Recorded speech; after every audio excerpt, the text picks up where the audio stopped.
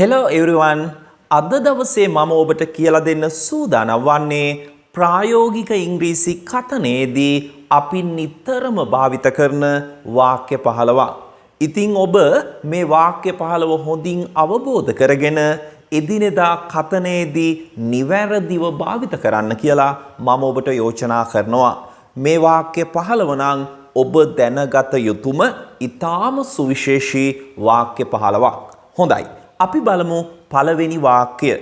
මම නිතරම මගේ යාළුවන්ට උදව් කරන්න උත්සාහ කරනවා. මොකද්ද පළමු වාක්‍ය? මම නිතරම මගේ යහළුවන්ට උදව් කරන්න උත්සාහ කරනවා. කොහොමද මේ වාක්‍ය ඉංග්‍රීසියෙන් අපි කියන්නේ? I always try to help my friends. I always try to help my friends. Always කියනවා අපි නිතරම කියන්න. I always try මම නිතරම උත්සාහ කරනවා to help my friends මගේ යාළුවන්ට උදව් කරන්න.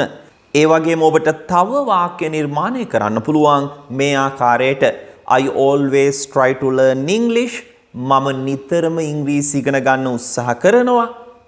I always try to do the right thing මම නිතරම හරි දේ කරන්න උත්සාහ කරනවා. අන්න ඒ ආකාරයට always try කියලා භාවිත කරලා තව වාක්‍ය නිර්මාණය කරන්නත් ඔබ උනන්දු වන්න ඕන. හොඳයි. අපි දෙවනි වාක්‍යයට යමු. මම දන්නේ නැහැ මොනවා කරන්නද කියලා. ජීවිතේ එක වතාවක් හරි මේ වාක්‍ය ඔබ සිංහලෙන් කියලා ඇති. කොහොමද අපි මේ අදහස ඉංග්‍රීසියෙන් ප්‍රකාශ කරන්නේ? I don't know what to do. I don't know what to do. I don't know මම දන්නේ නැහැ මොනවා කරන්නද කියලා what to do. I don't know what to do. හොඳයි. අපි තුන්වෙනි වාක්‍යයට යමු. ඔයා කොහෙද හිටියේ? කොහොමද අපි මෙවැනි ප්‍රශ්නයක් ඉංග්‍රීසියෙන් නිවැරදිව අහන්නේ? හරිම සරලයි. හොඳින් බලන්න. Where were you? Where were you? කොහෙද ඔයා හිටියේ? දැන් where are you කියලා අහන්නේ අපි වර්තමාන කාලයේදී. Where are you? කොහෙද ඔයා ඉන්නේ? ඒක වර්තමාන කාල ප්‍රශ්නයක්. Where were you? කොහෙද ඔයා හිටියේ? අපිට පුළුවන් මෙහෙම අහන්න. Where were you yesterday? ඔයා ඊයේ කොහෙද හිටියේ? ඔයාගෙන් කවුරු හරි ඇහුවොත් Where were you yesterday කියලා ඔයාට කියන්න පුළුවන් I was in Kandy yesterday. මම ඊයේ නුවර හිටියේ. I was at home yesterday. මම ඊයේ ගෙදර හිටියේ. අන්න ඒ ආකාරයට. හොඳයි. අපි යමු හතරවෙනි වාක්‍ය බලන්න. මම උස මදි. කොහොමද මේ වාක්‍ය කියන්නේ? අපි උඩින් තියෙන දෙයක් ගන්න ගිහිල්ලා උස මදි වුණාම අපි කියනවා නේද මේක? මම උස මදි. කොහොමද මේ නිවැරදිව ඉංග්‍රීසියෙන් කියන්නේ? I'm not tall enough. I'm not tall enough. හොඳින් මතක තියාගන්න, හොඳින් කටට හුරු කරගන්න. දෙතුන් පාරක් ශබ්ද නගලා ඔබ මේවා කියලා පුරුදු වෙන්න ඕන. I'm not tall enough. මම උස මදි. හොඳයි. අපි පස්වෙනි වාක්‍යයට යමු. පොඩ්ඩක් ඉන්න මම එනවා.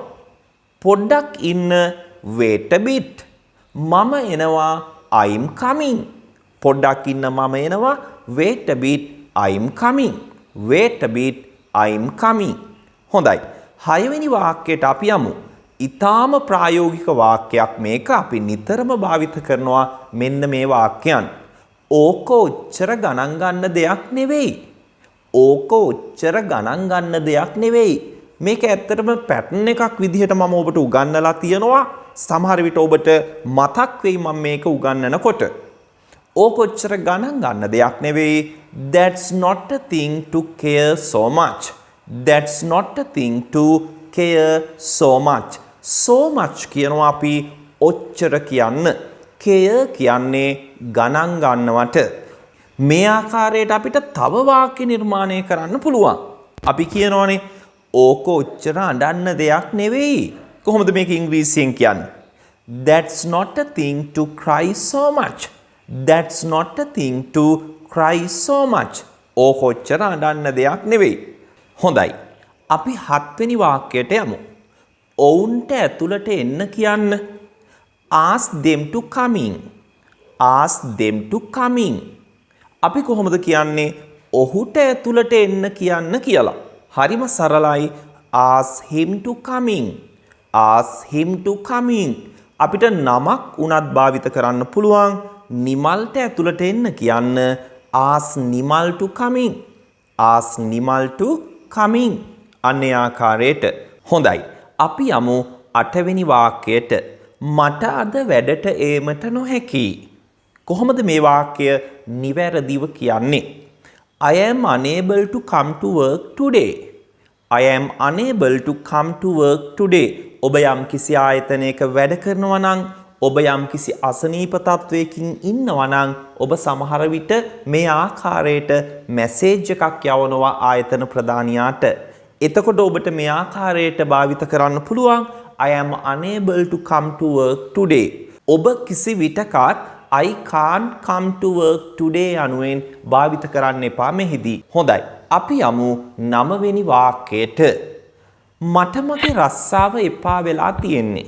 මට ඇහිලා තියෙනවා බොහෝ අය මෙන්න මේ ආකාරයේ අදහස් ප්‍රකාශ කරනවා. අන්න ඒ නිසයි මම මෙන්න මේ වාක්‍යයත් තෝරාගත්තේ ඔබට නිවැරදිව කියලා දෙන්න. මට මගේ රස්සාව එපා වෙලා තියෙන්නේ. I am fed up with my job. I am fed up with. fed up with කියන්නේ එපා වෙලා තියෙන්නේ. එපා වෙලා ඉන්නේ කියන එක. I am fed up with my job. මට මගේ රස්සාව එපා වෙලා තියෙන්නේ. මට ඇහිලා තියෙනවා සමහර මිනිස්සු මෙන්න මෙහෙම වාක්‍ය කියනවා. මට මේ රට එපා වෙලා තියෙන්නේ. මට මේ රට එපා වෙලා තියෙන්නේ. කොහොමද මේ වාක්‍ය ඉංග්‍රීසියෙන් කියන්නේ? I am fed up with this country. I am fed up with this country. මට මේ රට එපා වෙලා තියෙන්නේ. මට ඔයාව එපා වෙලා තියෙන්නේ. කොහොමද මේ වාක්‍ය ඉංග්‍රීසියෙන් කියන්නේ? I am fed up with you. I am fed up with you. මට ඔයාව එපා වෙලා තියෙන්නේ. ඉතින් ඔබට පුළුවන් තව වාක්‍ය fed up with භාවිත කරලා නිර්මාණය කරලා පුරුදු පුහුණු වෙන්න. හොඳයි. අපි 10 වෙනි වාක්‍යයට යමු.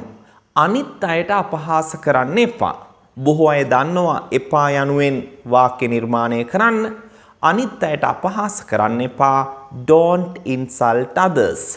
insult කියන්නේ අපහාස කරනවා. Don't insult others. අනිත් අයට අපහාස කරන්න එපා. Don't criticize others. අනිත් අයව විවේචනය කරන්න එපා. criticize කියන්නේ විවේචනය කරනවා. Don't criticize others. අනිත් අයව විවේචනය කරන්න එපා. Don't misunderstand me. මාව වරදවා තේරුම් ගන්න එපා. හොඳයි. 11 වෙනි වාක්‍යයට අපි යමු. මම දන්නේ නැහැ මේ ප්‍රශ්නය විසඳන හැටි.